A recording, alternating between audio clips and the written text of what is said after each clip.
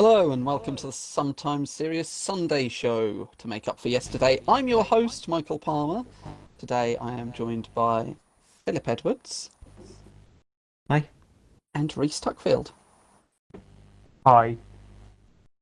We're just going to be doing a bit of housekeeping first today. We actually have a fair amount of housekeeping to do, don't we? And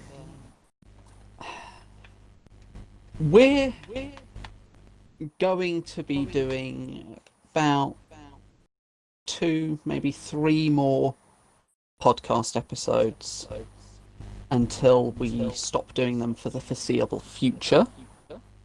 Philip and I would like to do some more sort of daily news stuff. We'd like to be able to do a bit more short form content, focus on that. Yeah. There's It's actually some pretty good reasoning behind it. After this weekend, we spent some time looking at the metrics. We went over the metrics. The two short form videos that we have up on the channel are the best. They're the most watched, most engaged, and most of the podcasts, the people who watch it only watch for about the first 13 minutes. And yeah, I actually feel like most of the time in the podcast, we only really get into the good stuff about 50 minutes in. Mm-hmm.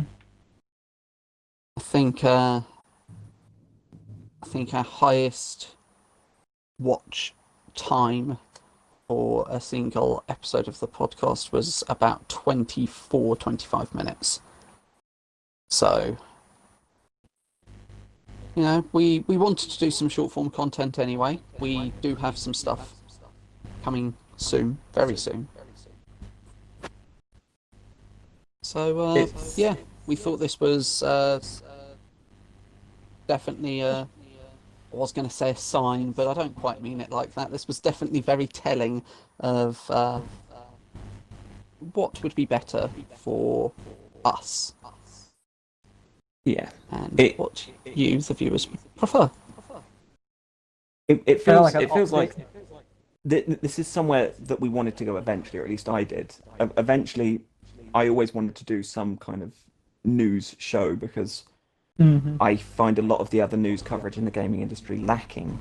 And both me and Menzies have had this conversation privately, where it's very much a case of a lot of them will compromise their morals for access or deals, and that's something we would never do and could never do, which is why certain other news coverers still have not touched on Ubisoft.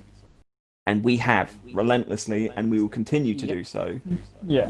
And it's things like that it's one of the reasons why I always wanted to do a daily news thing, and the podcast pretty much just turned into us gathering the news from the week and then giving it to you in a way that we thought was a way that is funny and engaging. It's just most of you aren't engaged for more than 13 minutes.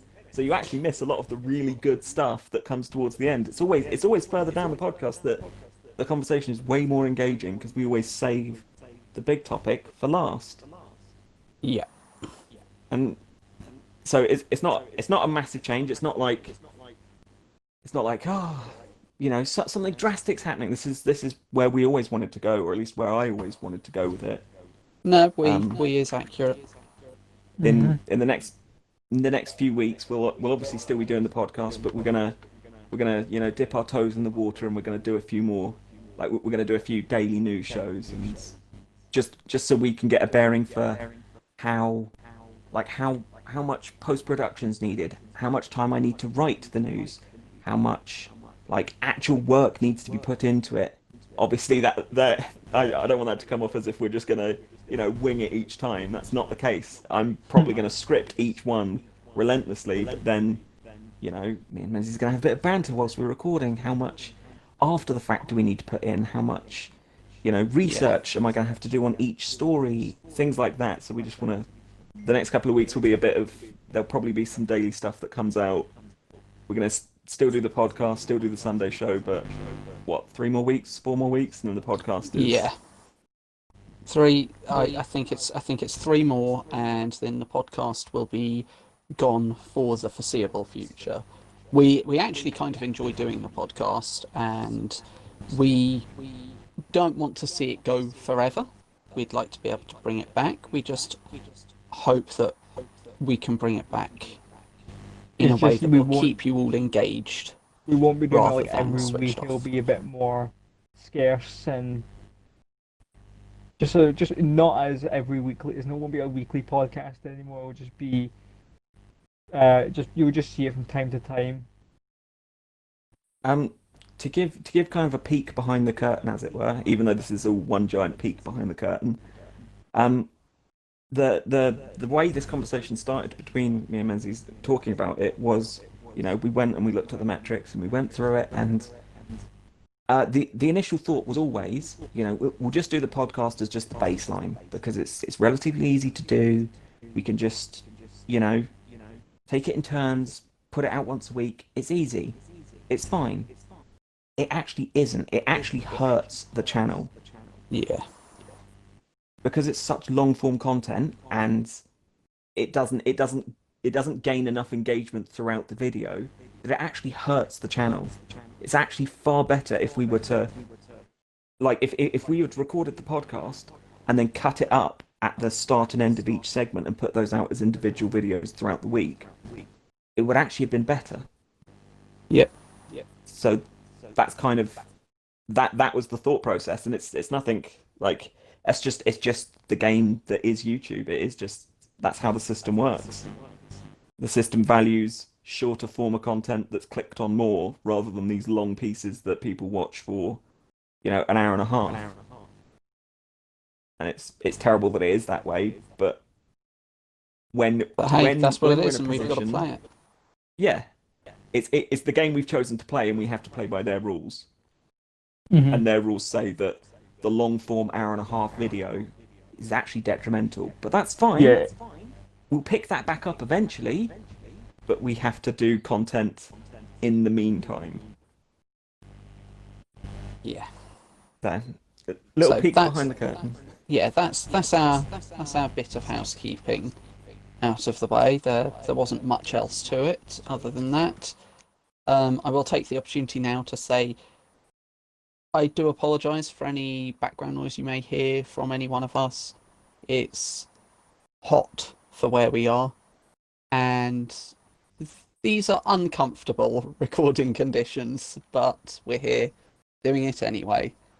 Feel sorry for you, honestly. I do. My heart goes out to you. Ripping on, There's soldiering there's on. somewhat of a weird thing of we said that we would do, and it goes back to the podcast. We went, yeah, we'll do a podcast every Saturday, and then we'll do the Sunday show, and it's like a promise we made to the viewer. And then, there's not really a debate there, is it? It's like, okay, it's No, sweltering hot, that's- and yeah. we're all melting, and oh my god, but we've got to get the Sunday show done. Yeah.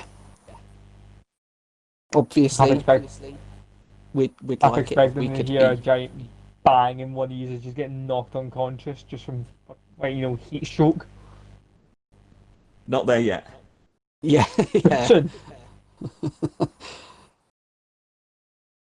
But yeah, so aside from that, were there any stories that you wanted to bring up? Anything that you didn't get to talk about at all in the podcast? The only one that came up, really, really recently, it was last night it came up. And we talked about it on the podcast, the game that looked really amazing, but the gameplay looked terrible, Aeon Must Die, Oh, yes.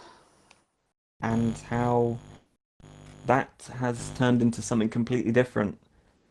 That's now like a hard avoid. Everyone should walk away Yes. from that game and let it die. Because you tell it. You sure? Well, you sent it to me, so it's your story. Okay. Well, just scanning through the news as you do and checking everywhere that I check, I came across the fact that, well, the very clickbait title was that the developers behind Aeon Must Die had all quit Now, that was very clickbaity, very misleading. It's actually the 8 people on the creative team, if I remember rightly. And the entire reason is that the IP of Aeon Must Die was quote unquote covertly stolen from was it the founder of the company that's making it or something like that? Yep, the founder and Um, CCO. Yeah, chief creative officer. Just in case you don't know what that is. Um, and the working conditions were, to be polite, dreadful, but I don't have to be polite at the moment, so I can honestly say they were absolutely fucking awful. They were And truly abhorrent. yeah, there were people who were working on it who weren't under any contract, weren't getting paid, and were still told to go crunch. Um, there was a lot of abuse, and as far as I'm aware, there still is because there hasn't been anything really done about it, other than a bunch of people handed their resignation letters in, and their resignation letters basically got rejected and they got fired before the agreed resignation date, 2 days before, wasn't it? Yes. It's absolutely disgusting that, given how everything seems to be going in the industry, when they sent all of this off to the publishing company, I can't remember their name now. Focus Home Interactive. Thank you very much. I knew there was an F, just couldn't get the name. Focus Home Interactive. They decided to not do anything. There was a case of inaction. Now, while inaction isn't exactly going and joining in, it does mean that they don't care enough to do anything about it. It does mean that they are complicit now. And Yeah. it was towards the end of all this, just before the Dropbox, all of the folders in this Dropbox that has now been released to the public. Before that was released, they managed to corner Focus Home Interactive's head of legal, I think it was, and basically the head of legal turned around and said, yeah, Focus Home Interactive doesn't see anything wrong with it. They're going to carry on with everything, basically. They're going to carry on with the launch trailer. We're not doing anything. That's it. Unfortunately, the team of people that have resigned / quit, basically stuck their middle fingers up at this company, are, well, low, if not out of funding for their legal case.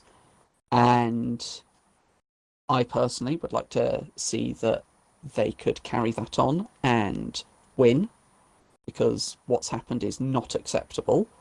Yep. I would also ask that any of you, our dear listeners, that saw an interest in that game, thought they were going to pick it up, please don't. Please don't. Just because this is wrong. They could see in the industry what was going on, who was being hit for what, and they decided to go and do it this way anyway. They decided that they would be another one of the companies that needs to be named, shamed, and basically burnt to the ground. So don't support them. I get it, you might have had an interest in that game. I had an interest, I wanted to know more about it, I might have picked it up. I won't be now because of this. Yeah. As we were, because we actually had a discussion about this when we weren't recording. As I said during our discussion, it makes no sense to me why Focus didn't step in. Like, maybe they didn't have a legal obligation to, but Focus Home could easily help the original founder and CCO, one of the people who left, get his IP back. Just, help him under the table, help him get that IP back. Obviously, don't break any laws because they wouldn't be breaking their contract. And then, once they've helped him get his IP back, then end the publishing contract with Lemonhead, I think the studio's called. Then hire the people. Hire those 8 creatives, including the guy who owns the IP. Hire them, put them under one of your...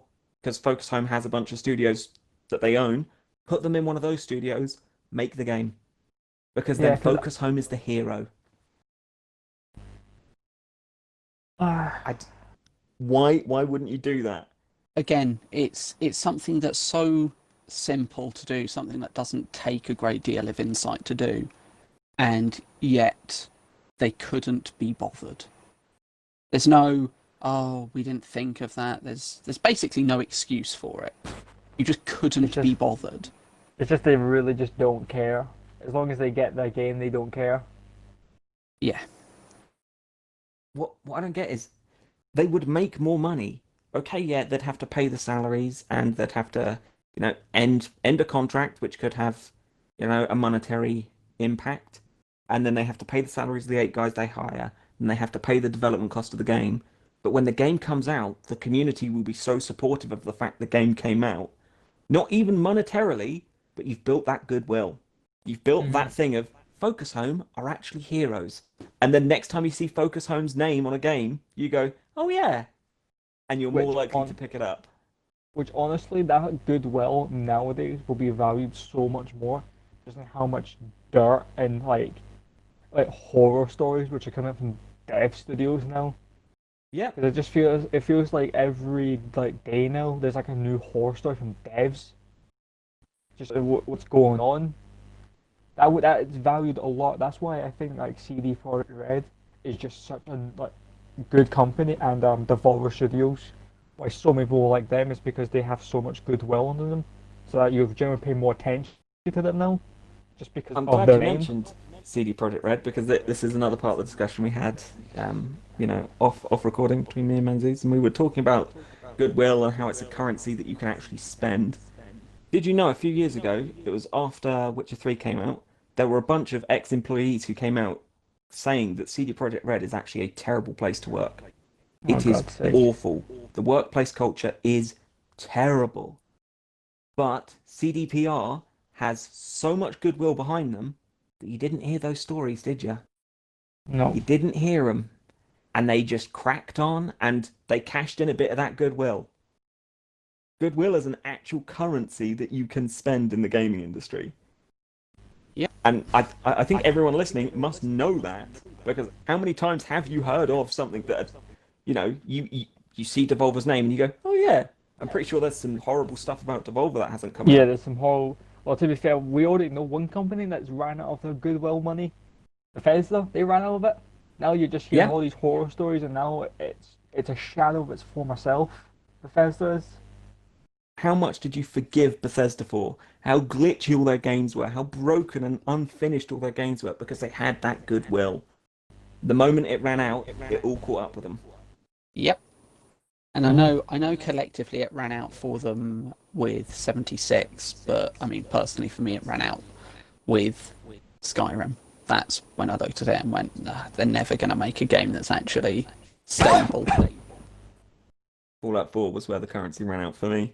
But that's the thing. 76 was such a big shocker that everyone said. I'm now looking back at old Bethesda games, and my rose-tinted glasses have failed. Yeah, and they're awful. It's like For me with Bethesda, my hatred for Bethesda began post Fallout 4, because I went to Fallout 4 because it was my first experience with Fallout 4. I was hyped for years, played it and enjoyed it, and then I went back and I'm just like, this is just boring.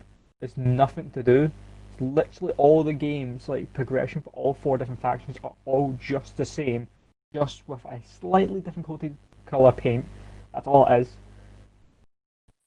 And I just realised how lazy it was and how little of attempt they even put in. They just knew because of just the name of Bethesda and Fallout, they knew it would sell. They didn't have to put any effort into it. And also for the fact, 4 of the 7 DLCs were just settlement DLCs, which no one liked and I hated.